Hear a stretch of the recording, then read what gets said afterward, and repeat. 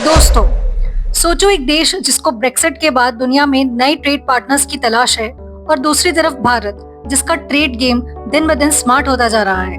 अब हुआ क्या? इंडिया और यूके ने एक नया फ्री ट्रेड एग्रीमेंट साइन किया जिसका नाम है CETA, comprehensive economic and trade agreement. लेकिन इस डील के पीछे की स्टोरी और भी इंटरेस्टिंग है, आइए सुनते हैं। तो कहानी शुरू होती है ब्रेक्सिट के बाद। यूके का ग्लोबल ब्रिटेन का सपना काफी हिला दिया गया था। यूरोपियन यूनियन से निकलने के बाद यूके किसी भी कॉस्ट पे बड़ी ट्रेड डील्स करना चाहता था। डेस्परेशन इतनी थी कि उन्होंने मई 2025 में यूएसए के साथ भी एक इमरजेंसी स्टाइल डील साइन कर लिया जिसे इकोनॉमिक प्रॉस्पेरिटी डील बोला गया। यूएस यूके EPD में यूके ने कार, स्टील, एल्यूमिनियम एक्सपोर्ट्स के लिए थोड़ा टैरिफ रिलैक्सेशन लिया, लेकिन असली फोकस ट्रेड नहीं, सिक्योरिटी था। जैसे ICT vendors, investment controls, export regulations. मतलब डील इकोनॉमिक से ज्यादा स्ट्रैटेजिक थी। वहीं दूसरी तरफ था भारत, जो हर क्लॉज को ध्यान से नेगोशिएट कर रहा था। यूके के डेस्परेशन का फायदा उठाते हुए इंडिया ने काफी टफ बार्गेनिंग की।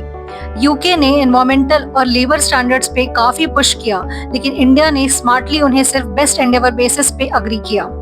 बेस्ट एंडेवर का मतलब हम ट्राई करेंगे लेकिन कोई लीगल ऑब्लिगेशन नहीं। इसका मतलब होता है भारत की पॉलिसी फ्रीडम सेफ रही, ना कोई आउटसाइड प्रेशर, ना कोई अनफेयर कमिटमेंट। और एक और बड़ी बात, पहली बार किसी इंडियन FTA में जेंडर इक्वालिटी का डेडिकेटेड चैप्टर आया है, चैप्टर 23। ये सिर्फ एक क्लॉज नहीं है, एक मैसेज है कि भारत की ट्रेड अप्रोच अब इंक्लूसिव हो रही है। Women entrepreneurs, MSMEs run by women, सबके लिए स्पेशल फोकस। और ये डील ऐसे ही नहीं हुई, इसके पीछे काफी पॉलिटिकल टर्बुलेंस था। यूके में मल्टीपल प्राइम मिनिस्टर्स बदले, हर बार नए नेगोशिएशन टीम्स आए। इंडिया में 2024 इलेक्शंस के कारण बातचीत टेम्परेरीली रुकी थी, लेकिन फिर भी ये FTA इंडिया के फास्टेस्ट नेगोशिएटेड डील्स में से एक बन गया, UAE, ऑस्ट्रेलिया और EFTA के बाद। अब अगर आप इंडिया US FTA की तरफ देखो तो भारत की अप्रोच यहाँ काफी मेजर्ड है। US चाहता है एक ओवरऑल टैरिफ कैप, जैसे EU के साथ 15% था, लेकिन इंडिया का स्ट्रक्चर कॉम्प्लेक्स है और हम अपने सेंसिटिव सेक्टर्स जैसे एग्रीकल्चर और डेयरी को प्रोटेक्ट कर रहे हैं। US के cattle feeding methods, food safety norms Bharat के लिए कंसर्न है, इसलिए हमें अपने फार्मर्स का ध्यान रखना जरूरी है। कॉमर्स मिनिस्टर पीयूष गोयल ने क्लियरली बोला है, India will not compromise for the sake of any deadline.